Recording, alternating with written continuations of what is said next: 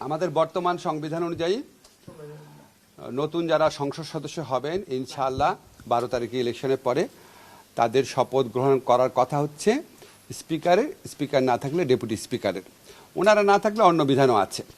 এখন আমাদের এখানে স্পিকার ডেপুটি স্পিকারের মধ্যে একজন নিখোঁজ, আরেকজন জেলে আছেন, তাদের বিরুদ্ধে গুরুতর কিছু মামলা আছে এবং তারা পদত্যাগও করেছেন, বিশেষ করে স্পিকার। ফলে এই অবস্থায় ওনাদের দ্বারা শপথ গ্রহণ করার কোনো রকম স্কোপ আছে বলে আমি মনে করি না। আমাদের আইনে আছে ওনারা যদি শপথ গ্রহণ করাতে না পারেন তাহলে রাষ্ট্রপতি কর্তৃক মনোনীত, অর্থাৎ প্রধান উপদেষ্টার পরামর্শক্রমে রাষ্ট্রপতি কর্তৃক মনোনীত ব্যক্তি শপথ গ্রহণ করাবেন।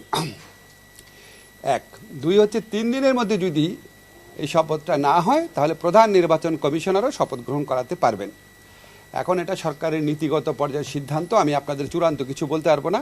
তবে আমাদের সামনে দুইটা অপশনই আছে, একটা হচ্ছে রাষ্ট্রপতি কর্তৃক মনোনীত কোনো ব্যক্তি শপথ গ্রহণ করাতে পারেন, ফর এক্সাম্পল যেমন হয়তো আমাদের প্রধান বিচারপতি হতে পারেন। আর যদি এটা না হয় তাহলে আমাদের যে প্রধান নির্বাচন কমিশনার আছেন উনি শপথ গ্রহণ করাবেন। কিন্তু সেক্ষেত্রে একটা সমস্যা হচ্ছে, ওটা 3 দিন ওয়েট করতে হবে। আমরা আসলে ওয়েট করতে চাই না, আমরা নির্বাচন হওয়ার পরে যত দ্রুত সম্ভব শপথ গ্রহণের ব্যবস্থা করতে চাই। রাষ্ট্রপতি নয় কেন? রাষ্ট্রপতি করার তো বিধানই নাই। এমপি না, মন্ত্রীদেরকে তো রাষ্ট্রপতি করেন সবসময়। আমরা তো এমপি নিয়ে কথা বলছি রে ভাই, এমপি নিয়ে কথা বলছি। এখন তারপরে কি হবে ওনারা নিজেরা বুঝবে। আমরা এখন এমপিদের শপথ গ্রহণের কথা বলছি। আর এখন আমার এখানে পার্লামেন্ট সেক্রেটারিয়েটে যে আপনার সিনিয়র সচিব আছেন উনি আসবেন, ওনার সাথে কথা বলবো, আইন টাইন দেখবো, তারপরে চূড়ান্ত পর্যায়ে আমি আমাদের মাননীয় প্রধান উপদেষ্টা আছেন ওনাকে আমার অভিমত জানাবো। ধন্যবাদ। হ্যাঁ, এখনই আসবেন উনি।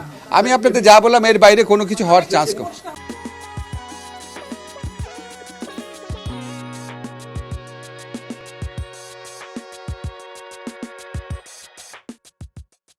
না, সেটা না। আমি আপনাদেরকে যেটা বলছি সেটাই হচ্ছে, এখানে দুইটা অপশন আছে, মানে আবার রিপিট করতে চাই একই জিনিস। এক হচ্ছে এখানে সাবেক স্পিকার এবং ডেপুটি স্পিকারের শপথ গ্রহণ করানোর কোনো স্কোপ নাই, নাম্বার 1।